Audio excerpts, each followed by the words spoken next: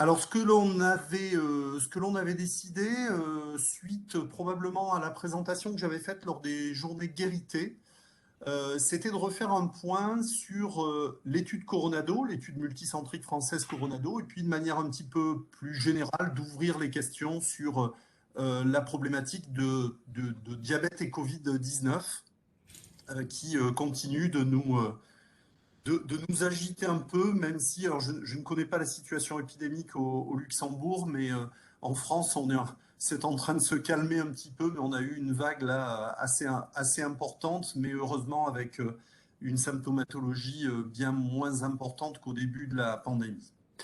Alors, je vais essayer de passer les diapos, j'ai l'impression, voilà, que ça fonctionne.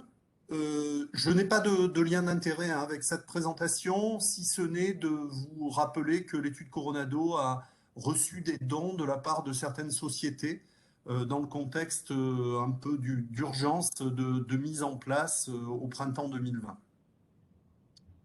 Alors Coronado, c'est en fait une initiative qui est née le jour même de la décision de confinement en France et qui est née d'un coup de fil avec mon collègue Bertrand Cariou de Nantes, où nous avons décidé en fait d'essayer de mobiliser les centres français et un certain nombre de collègues pour ne pas rester inactifs et essayer de répondre à un certain nombre de questions qui arrivaient déjà des premières observations venues d'Asie vis-à-vis du surrisque lié à la Covid-19 chez les personnes vivant avec un diabète.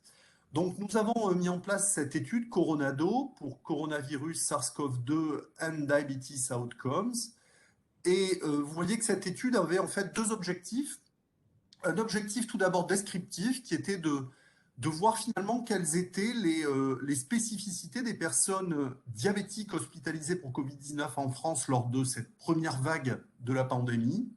Et puis nous avions un objectif qui était beaucoup plus, euh, beaucoup plus ambitieux en termes de prise en charge clinique qui concernait l'identification du profil clinique des patients les plus à risque de présenter des formes sévères et surtout de présenter des issues défavorables avec, j'y reviendrai, les deux éléments qui nous ont paru être les éléments de sévérité qui étaient le risque de mourir et ou d'être admis dans un service de réanimation pour une ventilation assistée. Alors cette étude, c'était une étude de cohorte qui a inclus des patients de manière rétrospective, mais également prospective. Et ce qui a fait sa force, ça a été de pouvoir mobiliser de nombreux centres en France, donc une étude multicentrique nationale. Et nous avons demandé dans chacun de ces centres un screening de tous les patients et en essayant d'être vraiment exhaustif de tous les cas de Covid adultes hospitalisés ou prolongation d'hospitalisation secondaire à la mise en évidence d'une infection Covid-19. Et parmi ces patients, d'identifier tous ceux qui présentaient un diabète. Diabète connu ou diabète diagnostiqué lors de l'hospitalisation par une mesure d'HbA1c supérieure à 6,5%. Donc bien sûr, on s'est assuré du fait que les patients ou leur entourage n'étaient pas opposés à l'utilisation des données et on a exclu les personnes qui n'étaient pas en mesure de répondre à ces critères. Et pour pouvoir répondre de manière très rapide, nous avions convenu de faire une étude, j'allais dire un petit peu flash, avec une fenêtre d'inclusion qui était assez restreinte, vous voyez, d'un mois, donc toutes les hospitalisations entre le 10 mars et le 10 avril 2020. Alors, je reviens un petit peu de mal à passer. Donc, cette étude a connu un vrai succès qui, en fait, a été lié à cette période un petit peu particulière hein, de confinement, ce qui fait que, à la fois les médecins, mais aussi tous les personnels de recherche se sont retrouvés du jour au lendemain démunis et sans activité habituelle. Et donc, tout le monde s'est mobilisé pour pouvoir répondre à cet objectif, avec, vous le voyez, 68 centres qui ont été actifs, qui avaient répondu, mais 68 ont été actifs, et l'inclusion en 3 semaines de près de 3000 sujets, Donc vous voyez la courbe des inclusions qui nous a nous-mêmes surpris puisque au départ nous nous attendions plutôt à constituer une cohorte de 300 à 500 patients et on a très très largement dépassé notre objectif. Alors, ceci a été possible parce que nous avons eu le relais et l'appui des sociétés savantes. Alors, bien sûr, la SFD, bien sûr, la SFE, mais également la Fondation pour la recherche sur le diabète. Et la SFD et la FFRD ont très rapidement débloqué quelques fonds pour qu'on puisse débuter l'étude et réaliser les premières analyses. Et nous avons eu également très vite le soutien et un soutien appuyé de l'Association des patients, la Fédération française des diabétiques, et de la Société des maladies infectieuses. Donc je reviens, excusez-moi, c'est une petite latence pour passer les diapositives. Donc je reviens juste sur le profil de cette cohorte de patients diabétiques. Il s'agissait dans 90% des cas d'un diabète de type 2.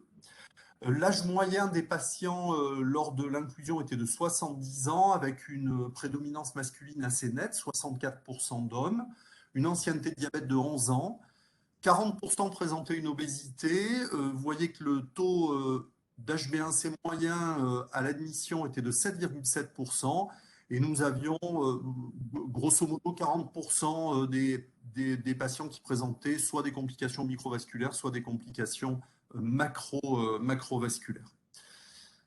Alors nous avons eu une première analyse très descriptive qui a été de se dire quel est le pronostic de ces patients, et nous avions pris deux timings, un timing d'évaluation à 7 jours. Les réanimateurs nous avaient dit que ce délai, ce timing d'évaluation à 7 jours était celui qui permettait de voir la sévérité immédiate de l'infection, et puis un suivi jusqu'à 28 jours d'hospitalisation qui permettait d'avoir une vue d'ensemble sur la sévérité de l'infection. Alors, si on fait les comptes au terme de ces 28 jours de suivi, comme vous pouvez le voir ici, nous avons malheureusement observé le fait que un patient diabétique sur 5 hospitalisé pour Covid-19 était décédé au terme de ce suivi de 28 jours. Nous avions eu un retour à domicile pour un patient sur 2. Un transfert dans une autre structure hospitalière, alors SSR c'est le moyen séjour, une autre structure pour 17%. Et nous avions encore 12% des sujets qui étaient encore hospitalisés dans ces centres, ce qui témoignait d'une forme sévère, ou en tout cas déjà d'une infection avec un impact prolongé. Donc voilà je dirais la photo de la sévérité qui était assez inquiétante en fait au début de la pandémie, et il est certain que si on refaisait la même étude aujourd'hui, nous aurions une photo assez différente. Tout d'abord parce que on n'hospitalise pas de la même façon, parce qu'on ne gère pas les patients de la même façon, et puis aussi parce que probablement avec la vaccination en particulier, l'épidémie a pris un autre visage.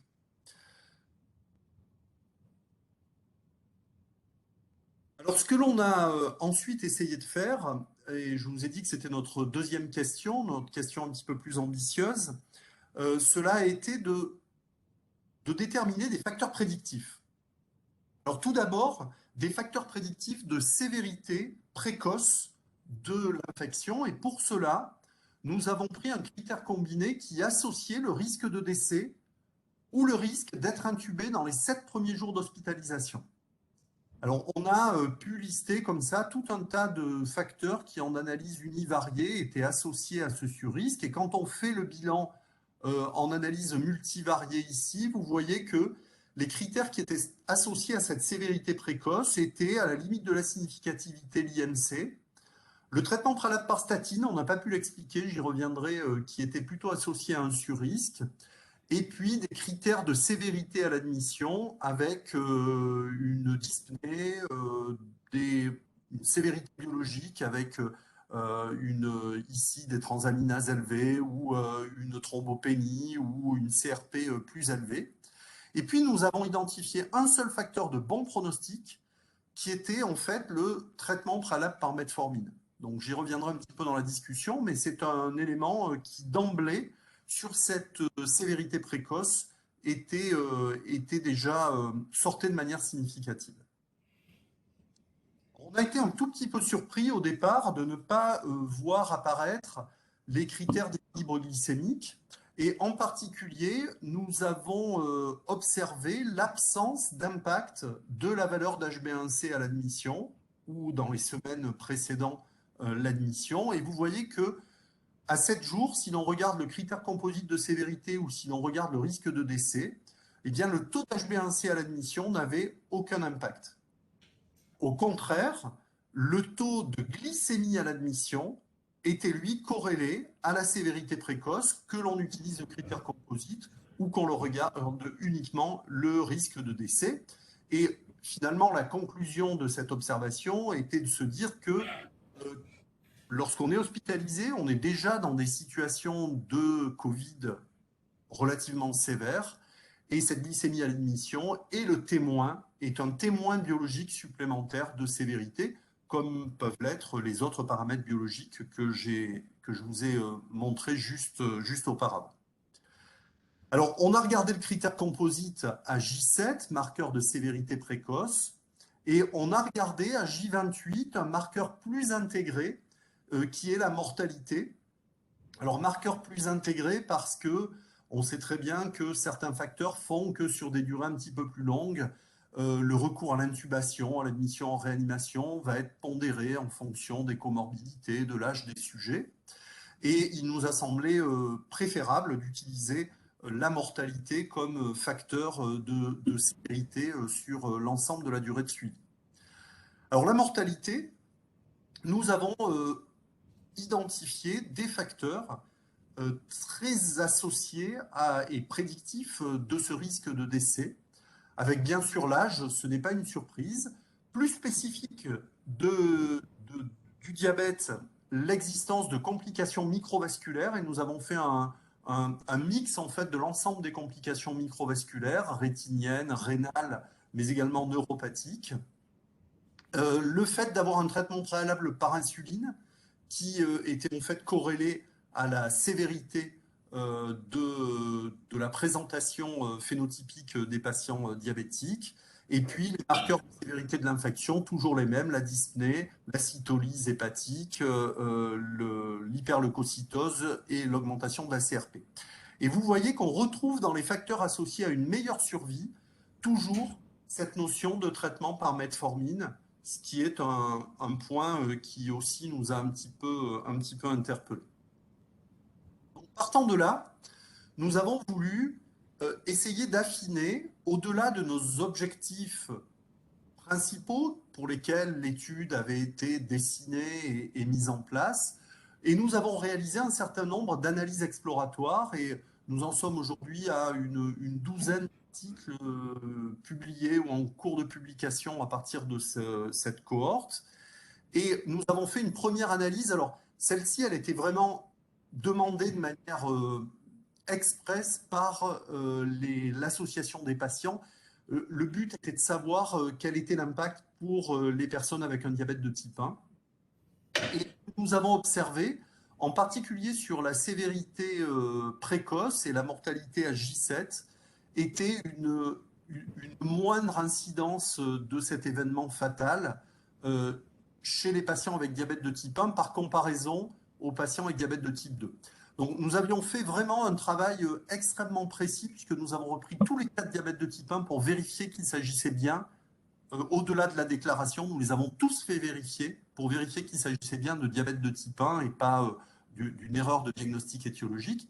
Et un élément qui était assez rassurant, mais vous allez le voir que finalement c'est quelque chose qui a été rapporté aussi par ailleurs, c'est que le risque de décès avant 55 ans dans cette population de diabète de type 1 était nul dans la cohorte Coronado. Nous avons ensuite regardé l'impact du statut pondéral et en particulier du surpoids et de l'obésité.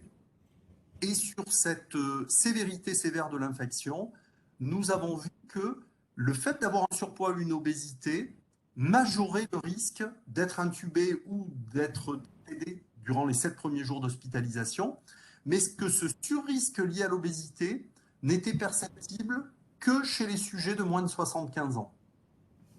Au-delà, finalement, et ça avait déjà été rapporté pour le risque de mortalité d'autres causes, le fait d'avoir une obésité ou un surpoids chez les sujets plus âgés n'avait pas d'impact délétère.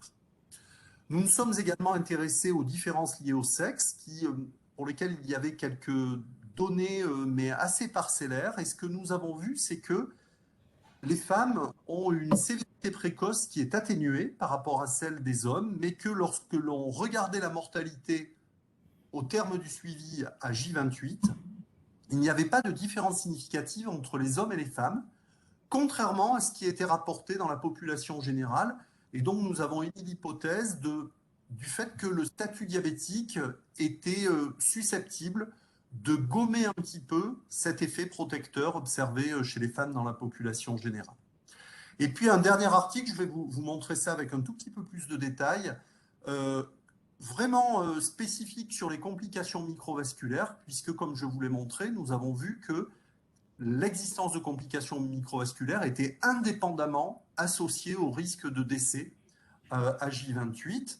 Et ce travail qui a été plus spécifiquement coordonné par Sami Hadjadj a montré que effectivement, il existe un risque de décès, mais qui est plus spécifiquement associé à la présence d'une néphropathie ou à des antécédents de troubles trophiques des membres inférieurs. Et c'est ce que je vais vous montrer juste ici. Vous voyez effectivement que sur le risque de décès, le risque, l'incidence ici est nettement augmentée dès que l'on a des complications microvasculaires. Mais finalement, ce qui compte, c'est vraiment ici la maladie rénale chronique ou l'existence de plaies du pied ou l'association de ces complications. Mais vous voyez que chez les patients qui présentaient uniquement une rétinopathie diabétique, il n'était pas observé de surrisque, quel que soit d'ailleurs le stade de rétinopathie diabétique. Donc on conclut en fait au fait que c'est vraiment l'atteinte rénale, l'atteinte euh, neuropathique sévère avec troubles trophiques qui était associée à ce surrisque. Alors nous avons poursuivi avec un certain nombre d'analyses exploratoires et en particulier concernant les traitements préalables, c'est-à-dire les traitements que les patients prenaient avant leur admission à l'hôpital.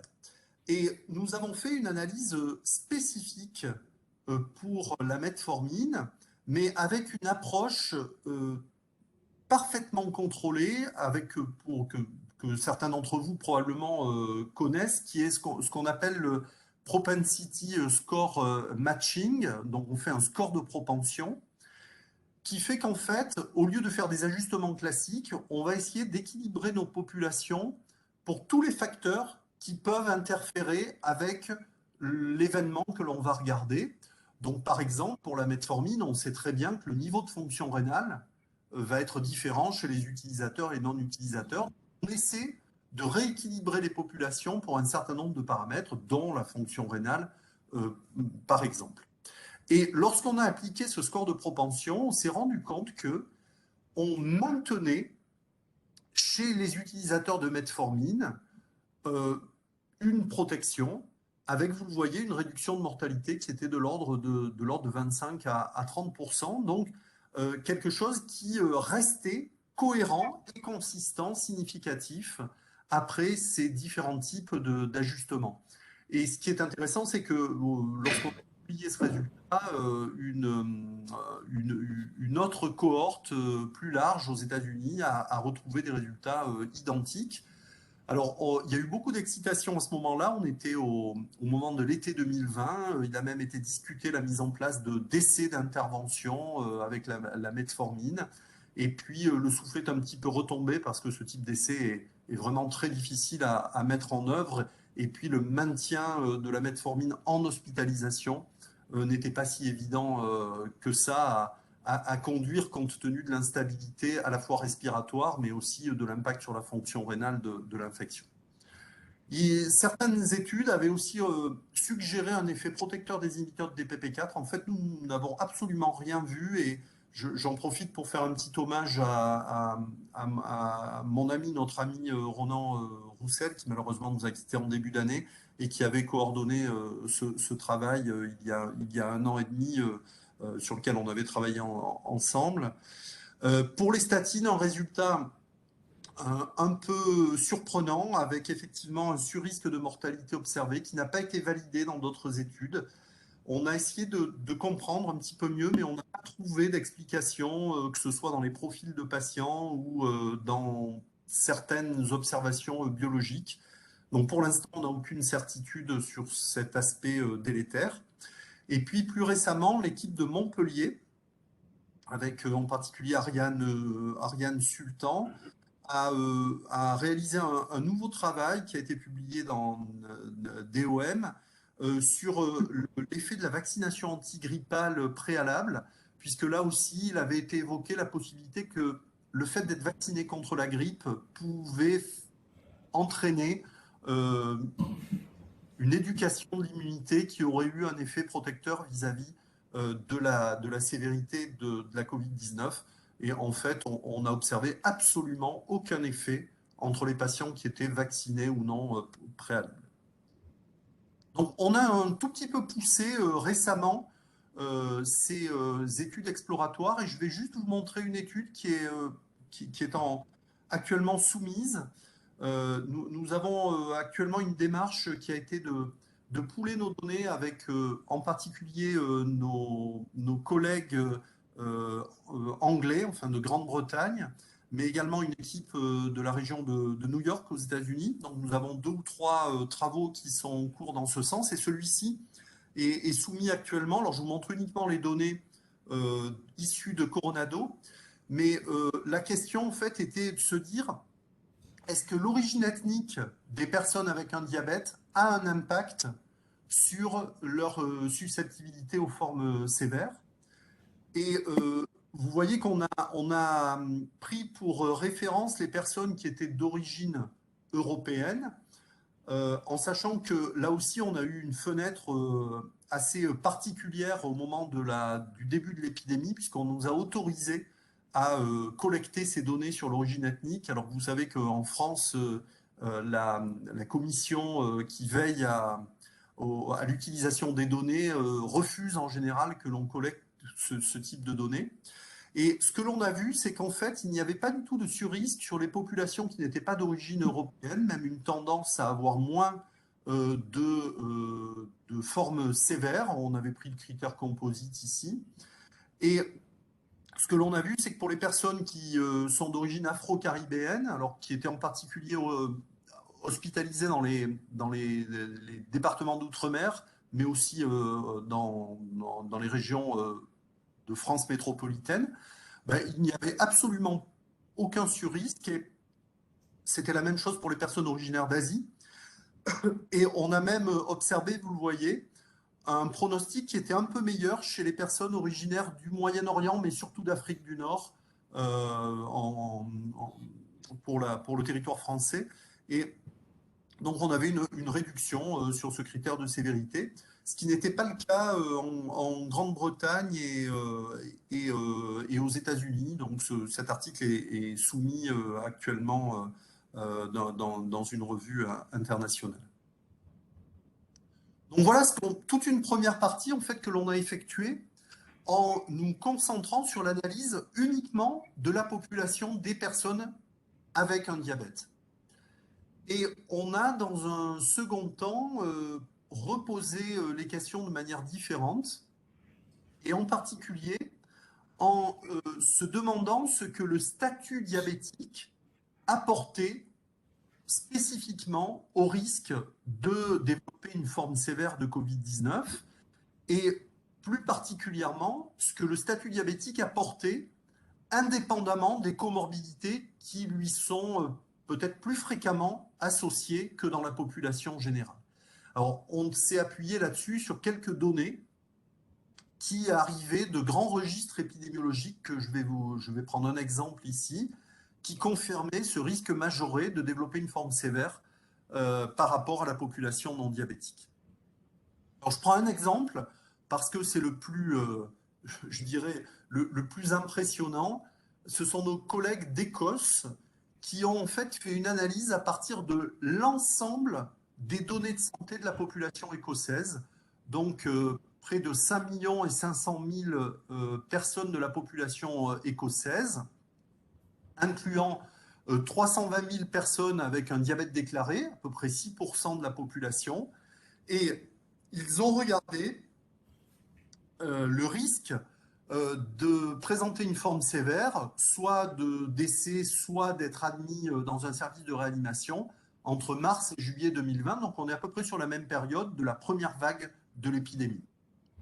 Alors ce qu'ils ont vu ici, c'est que vous voyez le risque de présenter cette forme sévère. Alors on n'est pas uniquement chez les hospitalisés, là on est vraiment dans la population globale, était de 0,3% chez les personnes avec diabète contre 0,1% dans la population non diabétique. Et lorsqu'ils ont fait un calcul de l'odd ratio en tenant compte de certains paramètres, ils ont retrouvé en fait un surrisque de 40%. Et c'est assez intéressant parce que dans les études qui sont arrivées beaucoup plus tard d'analyse des données de santé en France, on retrouve à peu près ce surrisque qui était plutôt 30 à 40, de 30% dans la population française. Mais ce qui est également très intéressant, c'est que vous voyez que ben, si avec le diabète on a un surrisque, l'effet de l'âge est vraiment important dans les deux populations. Alors vous avez ici les hommes, les femmes. En rouge, on est sur les populations diabétiques. En bleu, chez les populations non diabétiques. Alors on voit que les hommes ont un risque un peu supérieur, que ce surrisque, on le voit dès les classes d'âge ici moyennes entre 40 et 60 ans, mais qui persistait également et que surtout le risque de forme sévère s'envolait au-delà de 60 ans et de 70 ans. Et ce que nous avait également appris ce registre extrêmement bien mené et publié d'ailleurs dans le Lancet Diabetes Endocrinology, vous le voyez ici, en Écosse, c'était que effectivement les personnes diabétiques ont un surrisque, mais que chez les personnes diabétiques, un certain nombre de facteurs de comorbidité ou de fragilité étaient directement associés au risque de forme sévère. Alors, on retrouve l'âge, hein, on retrouve un effet du sexe. Il n'y avait absolument aucun impact du type de diabète. Par contre, vous voyez que le fait d'être dépendant, le fait d'avoir un niveau socio-économique plus défavorisé, le fait d'avoir présenté, d'avoir été hospitalisé dans les 5 années précédentes ou d'avoir un contexte de démence ou d'autres associations telles que la polymédication est associé chez les diabétiques à ce surrisque. Et donc la question qu'on s'est posée, nous, c'était de savoir s'il était possible de mesurer vraiment l'impact plus spécifique du statut diabétique en essayant de contrôler tout ce qui pouvait être lié à l'existence de comorbidité. Et pour cela, nous avons mis en place une analyse que l'on a appelée Coronado Control. Et la démarche est en fait très simple. C'est que sur la même période de mars et avril 2020, nous avons demandé à tous les centres participants de recruter pour chaque personne inclue avec un diabète une personne non diabétique qui était appariée pour l'âge, pour le sexe, pour le centre et pour la date d'hospitalisation. Donc nous avons pu constituer une analyse avec 2210 paires de patients, un patient avec diabète, un patient sans diabète, parfaitement ajusté pour ces 4 critères.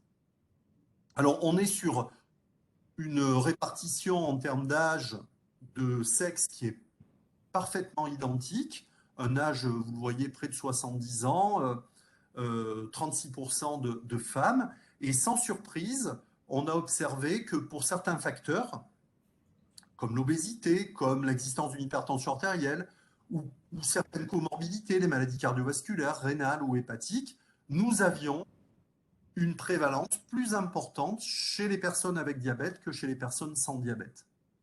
Et ceci est traduit ici par un score que vous connaissez probablement, qu'on appelle le score de Charlson, qui est un score qui intègre l'ensemble des comorbidités. Je ne vais pas le détailler ici, mais ça a été un gros travail pour nous de reprendre l'ensemble des antécédents, l'ensemble des traitements des personnes pour arriver à calculer ce score. Et plus le score est élevé ici, plus le niveau de comorbidité est important. Et vous voyez que les contrôles en gris et les diabétiques en noir, ben, lorsqu'on est avec un score sans comorbidité, ben, vous voyez qu'on a une proportion beaucoup plus importante de patients non diabétiques. Et puis plus on va s'élever, plus la proportion de patients diabétiques est importante. Donc oui, la question de prendre en compte les comorbidités associées au diabète est tout à fait pertinente pour essayer d'expliquer la sévérité de la Covid-19. Alors c'est ce que l'on a fait et on a regardé l'influence spécifique du statut diabétique.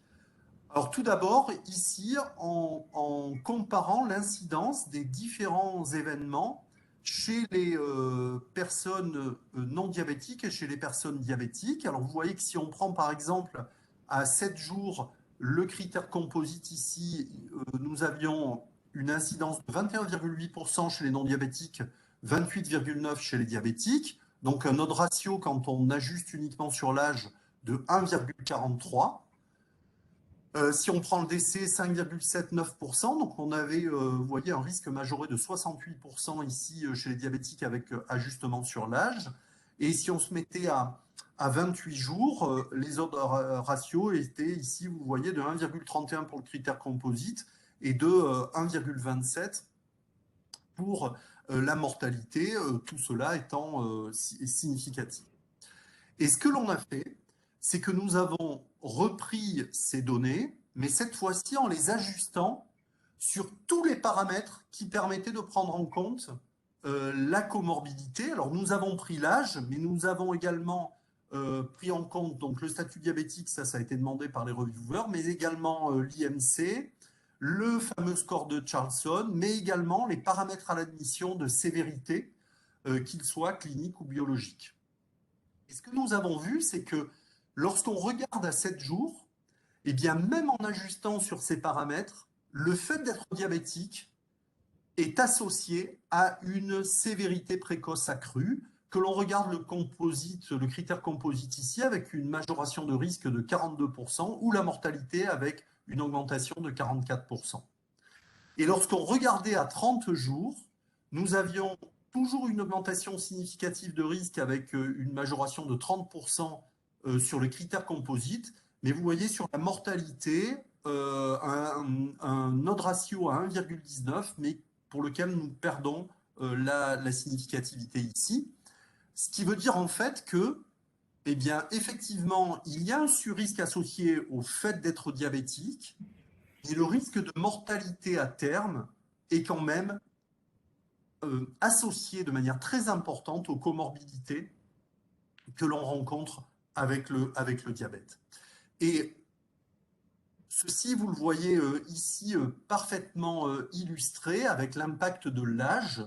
Donc nous sommes en fait pour le critère composite et sur la mortalité ici, sur le surrisque qui est associé au fait d'être diabétique en fonction de l'âge. Et vous voyez que cette courbe que vous voyez ici témoigne en fait d'un surrisque de mortalité associé au statut diabétique en lui-même et que ceci s'observe jusqu'à l'âge de 60 à 65 ans et que au-delà, eh bien finalement, ce sont probablement les comorbidités qui expliquent la surmortalité chez les diabétiques, mais pas le statut diabétique en lui-même. Et cette observation, elle est parfaitement en accord avec des résultats qui ont été rapportés par nos collègues parisiens qui ont été vraiment pris de plein fouet par la première vague et qui ont réussi, vous le voyez, à collecter les données de plus de 6000 patients, dont 2500 personnes avec un diabète. Et ce qu'ils ont observé, c'est que le surrisque lié au diabète, vous le voyez, était significatif jusqu'aux tranches d'âge de 60 à 70 ans, mais qu'au-delà, il n'y avait pas de surrisque perceptible de forme sévère associée au diabète. Donc, une interaction avec l'âge et avec les comorbidités associées qui semble importante à prendre en compte. Alors pour la dernière partie de mon exposé, quelques mots sur les mécanismes. Finalement, il semble y avoir, au-delà des comorbidités, un impact potentiel du diabète. Alors il y a plusieurs hypothèses qui ont été discutées. Je reviendrai sur certaines d'entre elles là, qui ont été discutées, en particulier sur un papier très récent pour essayer de nous projeter un petit peu sur des données plus actuelles. Alors, ce qui était au départ évident, c'est que le diabète était associé à des facteurs de surrisque pour plusieurs raisons. D'abord, probablement une susceptibilité à l'infection par une surexpression des portes d'entrée du virus. Des réponses immuno-inflammatoires exacerbées, que je vais illustrer dans un instant, mais également un impact du diabète sur les organes qui pouvait amener à des complications plus fréquentes. Euh, Risque de surinfection, bien sûr, mais on sait qu'il y a aussi des dysfonctions alvéolaires associées au diabète qui peuvent favoriser l'hypoxie. Et puis, c'est ce qui a amené quand même beaucoup de personnes à une issue fatale au début de l'épidémie. C'était le risque thromboembolique. On maîtrisait moins ce risque thromboembolique. Et on sait très bien que le risque thromboembolique est majoré chez les diabétiques. Alors, je cite systématiquement ce travail, qui est un travail qui a été réalisé par une unité INSERM parisienne, dirigée par Nicolas Venteclé, et qui, en fait, très vite a essayé de faire ce qu'on appelle un immunophénotypage, c'est-à-dire de regarder quels étaient euh, l'état des cellules immuno-inflammatoires circulantes des personnes qui étaient hospitalisées pour Covid-19, diabétiques ou non. Et ce qu'ils ont observé, c'est qu'en fait, en cas de diabète de type 2, le nombre et la morphologie des monocytes circulants étaient altérés et ces leucocytes circulants avaient un profil beaucoup plus inflammatoire en cas de diabète de type 2. Donc je ne rentre pas dans le détail, mais cet immunophénotypage semblait montrer que le virus arrivant sur un terrain de diabète était susceptible d'entraîner une réponse immuno-inflammatoire, ce boost immuno-inflammatoire immédiat un petit peu plus marqué. Donc ça, c'est un point qui est important, qui finalement a été jusqu'à présent assez peu travaillé, assez peu discuté, mais qui est une hypothèse qui, à mon avis, est tout à fait plausible. Alors pour aller un petit peu au-delà de cette étude Coronado et de, de- de l'idée du diabète en tant que facteur de risque de forme sévère de Covid-19, on peut essayer de prendre des choses un petit peu à l'envers et de se dire, bah, est-ce que le virus lui-même a un impact fort sur l'équilibre glycémique et est-ce qu'il peut éventuellement avoir un effet diabétogène? Alors, j'ai vu, je n'avais pas encore remis le son, mais j'ai vu que dans vos diapositives, dans votre discussion tout à l'heure, il y avait des questions sur cet impact de la pandémie. Alors, je vais vous montrer quelques données dans ce sens. Tout d'abord, sur l'influence sur l'équilibre glycémique et le risque de diabète, plusieurs hypothèses qui ont été évoquées. Alors, je vous ai parlé tout à l'heure des risques pro-inflammatoires et de susceptibilité accrue, pas de problème.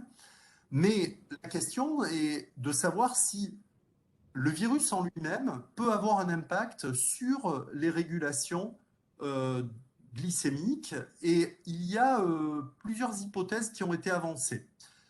Alors, il y a un effet hyperglycémiant qui a été avancé par l'effet inflammatoire lui-même, en se disant que si on avait cet impact inflammatoire, on sait qu'on favorise le contexte d'insulinorésistance et que donc on peut avoir un impact délétère sur l'équilibre glycémique. Et puis, il y a eu cette hypothèse que je vais illustrer de la possibilité d'une infection directe des cellules bêta-pancréatiques qui pourrait conduire à un certain degré d'insulinopénie ou en tout cas d'atteinte inflammatoire des cellules bêta, le tout pouvant conduire à un effet diabétogène, à un effet hyperglycémiant. Et puis, comme vous le savez, il y a eu bien entendu un impact direct de la prise en charge et en particulier de l'administration de glucocorticoïdes qui a été systématique chez les patients hospitalisés, en particulier dès qu'ils devenaient oxygéno-nécessitants. Donc ça, c'était un point important, avec un tout petit bémol que vous avez peut-être observé de votre côté, qui était que on sait que le virus et l'infection peut avoir un effet euh, anorexigène, en particulier initialement, et que nous avons observé aussi des admissions avec des contextes d'hypoglycémie, parfois d'hypoglycémie sévère, qui étaient liés en fait à ce contexte d'anorexie, euh, de diminution des prises alimentaires, sans adaptation des traitements pourvoyeurs d'hypoglycémie, en particulier de l'insulinothérapie ou des sulfonines. Alors, une petite illustration de l'hypothèse d'impact pancréatique. Il y a plusieurs travaux hein, qui ont été publiés ces derniers temps. Le premier a été en 2021. Ce travail, en fait, a été le premier à montrer que au sein du pancréas et du pancréas endocrine en particulier, les cellules bêta avaient une susceptibilité, une particulière, une vulnérabilité particulière à l'infection Covid-19. Et ça semble être le cas. Ça a été validé par deux autres travaux juste derrière. Alors, des travaux qui ont utilisé des lignées cellulaires de cellules bêta ou des îlots isolés à partir des îlots de Langerhans isolés à partir de rongeurs ou des îlots humains.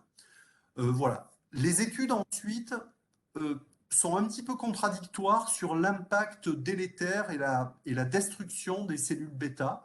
On a peu d'arguments pour cela, mais il semble qu'on peut effectivement avoir une infection et que l'on puisse avoir effectivement un effet globalement délétère pour l'insulinosécrétion.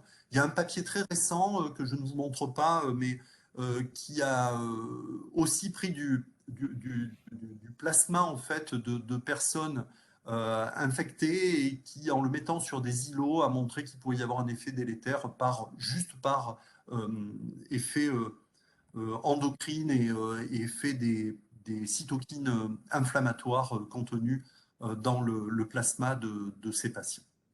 Mais la question qui est arrivée derrière et qui n'est pas totalement résolue était de se dire, ben, avec tous ces effets hyperglycémiants, directs ou indirects, est-ce que l'infection par Covid-19 peut avoir un impact sur l'incidence du diabète? Et nos collègues allemands, sur des territoires tout proches de chez vous, ont assez vite sonné le signal d'alarme et en disant attention, attention, on voit arriver des cas, des acidocétoses un peu plus fréquentes, avec au début de la pandémie une difficulté pour dire est-ce que c'est juste des retards de prise en charge? Est-ce qu'il y a un effet stress lié au confinement? Est-ce qu'il y a un effet viral, immunologique plus spécifique? Alors, ils ont repris très récemment, là, en début d'année, ces données qui ont été publiées dans Diabetes Care et ils ont mis en fait en perspective l'évolution de l'incidence du diabète de type 1 chez les enfants et les adolescents, moins de 18 ans, en Allemagne, avec une analyse vraiment exhaustive de l'ensemble de tous ces cas. Et vous voyez que sur cette décennie 2011-2021, ils observent ce que l'on rapporte assez souvent, hein, qu'il y a une tendance progressive à l'augmentation des découvertes de diabète de type 1.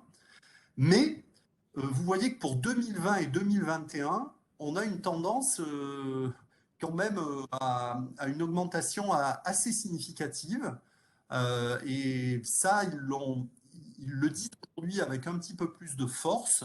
Et vous voyez que l'incidence cumulée des nouveaux cas de diabète de type 1, vous avez ici 3 années représentées.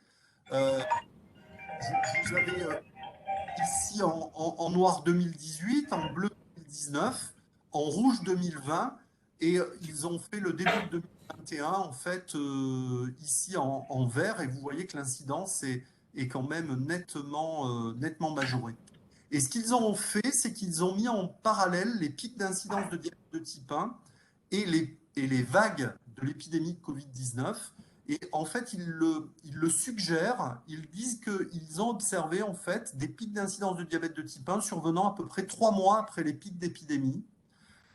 sans conclure sur un effet direct déstabilisant sur le plan immunologique, mais en disant que ça pouvait être un effet un petit peu global, avec potentiellement un effet immunologique, potentiellement un effet, comme on l'a déjà rapporté pour d'autres types de virus, euh, potentiellement un effet lié au stress de ces périodes, mais c'est quelque chose qui, à mon avis, doit encore être suivi pour confirmation. Mais en tout cas, il faut rester vigilant sur ce point. Le, alors là, on est vraiment pour le diabète de type 1 et ce qui est aussi intéressant, c'est de voir qu'on commence à avoir des données pour le diabète de type 2. Alors cette fois-ci, je vous emmène aux États-Unis et on est sur une étude là encore à large échelle chez les vétérans américains avec cette fois-ci une incidence qui a été regardée entre mars 2020 et mars 2021. Donc on est parti du début de la pandémie jusqu'en mars 2021. Et ils ont regardé en fait l'incidence dans les 120 jours qui suivaient la mise en évidence d'une infection positive par PCR. Donc on est dans les 120 jours suivants.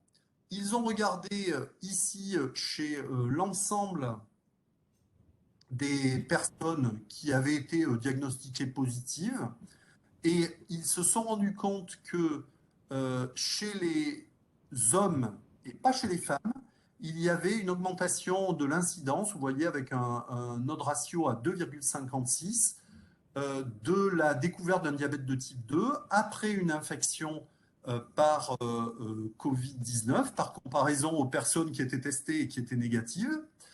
Et ils ont regardé chez les patients qui avaient nécessité une hospitalisation, donc les cas les plus sévères. Et vous voyez que là aussi, on retrouve cet impact chez les hommes, mais pas chez les femmes. Et ils ont été un petit peu plus loin dans l'analyse. Et ils ont fait une analyse ethnique, mais surtout, ce qu'ils ont regardé ici, c'est que vous voyez qu'il y avait un impact assez fort de l'IMC et en fait de l'IMC aussi bien chez les femmes que chez les hommes. Et en fait, ce qu'ils disent, c'est que le risque de diabète de type 2 post-Covid-19 était majoré chez les hommes aux États-Unis, en particulier dans les ethnies les plus susceptibles au diabète, non caucasiennes, et en particulier en cas d'obésité. Donc, quand il y avait des facteurs de risque de diabète de type 2, et chez les femmes, il concluait en fait au fait d'être particulièrement vigilant chez les patientes qui présentaient des facteurs de risque de diabète de type 2 et en particulier une obésité. Donc là encore, effet direct de l'infection, effet indirect avec des modifications du mode de vie délétères comme ils ont été rapportés par ailleurs. On n'en sait rien, mais en tout cas, un message de vigilance dans le suivi. Donc, finalement, si je fais une petite synthèse de ce que je vous ai raconté là, on peut dire, d'après les résultats de Coronado et de Coronado Control, que le fait d'être diabétique, le statut diabétique en lui-même, est associé à un surrisque de forme sévère parmi les patients hospitalisés pour Covid-19. Et nous avons pu identifier des facteurs prédictifs de ces formes sévères chez les patients diabétiques hospitalisés. Et en fait, ce qu'il faut retenir vraiment pour la pratique, c'est que pour le risque de décès, c'est l'âge et chez les patients diabétiques, les complications microangiopathiques qui sont vraiment déterminants. Pour les décompensations respiratoires, le contexte d'obésité d'insulinorésistance semble être un facteur vraiment à prendre en compte. Ce que je vous ai montré en dernière partie, c'est que les données épidémiologiques suggèrent une incidence majorée du diabète durant la pandémie ou au décours, dont les causes restent incertaines, effets directs ou indirects, comme on vient de le discuter.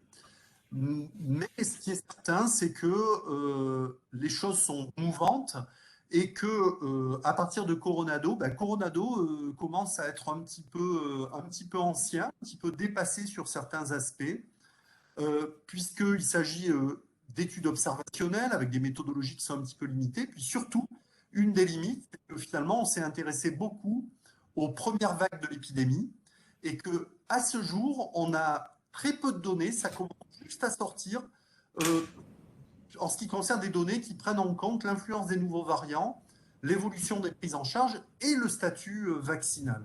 Et ça, c'est un point qui est très important et qui m'amène, et ça sera ma dernière diapositive, à montrer cette étude. Alors, tout ça, c'est vraiment tout frais. Alors, je suis. Ah non, c'est pas celle-là, c'est l'avant-dernière, celle-ci. C'était juste pour vous montrer qu'en 2021, on a eu des premières données, mais qui étaient des données issues des grands essais sur la vaccination. Et là, je vous montre en fait un exemple qui est l'étude qui avait été réalisée en Israël avec le vaccin Pfizer. Et c'était l'impact en fait de la première campagne nationale de vaccination en Israël qui avait été conduite à la fin de l'année 2020, début 2021. Et en fait, ils ont regardé en fait de manière globale et ils avaient rapporté de manière globale une réduction du risque de forme sévère de 92%. Mais vous voyez, leur observation, c'était dans les 42 jours suivant la vaccination. Et ils avaient un groupe qui n'était pas négligeable de 66 000 patients avec diabète de type 2 et de 2400 personnes avec diabète de type 1. Et ce qu'ils avaient montré, c'est qu'en fait, la réduction du risque dans dans les 42 jours suivant l'hospitalisation était à peu près du même ordre. Alors, ils l'avaient montré pour le diabète de type 2, c'était une réduction de 91%, et pour le diabète de type 1, ils n'avaient pas donné le chiffre, mais ils n'avaient pas observé de différence. Mais on était sur la première vague de vaccination, on était au moment des premiers variants, et on était sur des durées de suivi relativement courtes. Et donc, l'étude que je voulais vous montrer, c'est une étude qui est publiée ce mois-ci dans la revue Nature Communications par une étude italienne, et en particulier Antonio Ceriello. Alors, ce qu'ils ont fait, c'est ils ont pris une population de personnes vaccinées et ils ont regardé en fait l'impact chez les personnes diabétiques du statut d'équilibre glycémique. Donc, ils étaient au départ sur une population d'à peu près 600 personnes avec diabète de type 2 qui ont eu une vaccination complète par le vaccin Pfizer. Et ils les ont suivis sur des durées beaucoup plus longues. Et ils ont comparé deux groupes de patients, des patients qui avaient un taux d'HbA1c en moyenne sur une année inférieur à 7%, et ils avaient des visites systématiques, et en tout, ils avaient 5 visites. Donc c'est une moyenne sur 5 mesures d'HbA1c inférieure à 7%, et des patients qui étaient avec une moyenne supérieure ou égale à 7%. Et en fait, ils ont regardé le risque d'infection. Alors, on n'est pas sur le risque de forme sévère, on est sur le risque, pardon, on est sur la survie. Ils n'ont pas regardé le risque d'infection, excusez-moi, mais le risque de. euh, non, je me remets les. C'est un papier que j'ai sorti hier soir, hein, c'est pour ça que j'ai moins l'habitude de le présenter. Excusez-moi, ils ont regardé en fait le risque d'infection par Covid-19 et pas le risque de forme sévère. Et on voit très bien deux choses. On voit ici le fait que, effectivement, après 100 jours, les fameux 3 mois, la protection avait tendance à diminuer. Et vous voyez qu'après 200 jours, à peu près 6 mois, le risque de protection diminue. Mais il diminue beaucoup plus fortement chez les personnes qui ont un diabète déséquilibré. Donc ça, c'est un point qui est assez nouveau. Il n'y a que cette étude qui l'aborde, mais qui peut nous inciter à un peu de prudence chez nos patients déséquilibrés, et en particulier qui incite au rappel vaccinal. Et je m'aperçois que voilà, j'ai pas mis les choses dans le bon ordre. Hop, c'est pour ça que je me suis un peu mélangé les pinceaux. Euh, En fait, ce qu'il rapporte, c'est que le niveau d'équilibre glycémique influence les réponses immunes post-vaccination, et que lorsqu'il regardait après un an de vaccination complète la protection avec la capacité neutralisante des anticorps ou la présence de lymphocytes CD4 avec une bonne capacité de lutte contre l'infection, eh bien, les personnes avec déséquilibre glycémique avaient perdu beaucoup plus rapidement cette protection vaccinale, ce qui se traduisait donc par un risque d'infection et il l'évoque après, un risque d'hospitalisation de forme sévère plus important. Voilà, donc c'est une donnée qui est très très récente, qui a été mise online il y a quelques jours, mais qui à mon avis est importante pour maintenir quand même un niveau de vigilance chez les patients avec diabète, et en particulier ceux qui ont des comorbidités ou ceux qui ont un déséquilibre glycémique plus marqué. Voilà, donc je termine juste en remerciant les partenaires pour l'étude Coronado, on le fait classiquement, et puis toutes les personnes qui ont participé au projet, patients, investigateurs, personnel de recherche. Et il me reste donc à vous remercier, vous, pour votre attention. Et donc, je vais quitter le diaporama pour pouvoir vous voir plus directement, et je suis ouvert à toutes vos questions ou vos commentaires et vos expériences sur ce sujet qui n'a pas fini de nous faire parler. Merci beaucoup.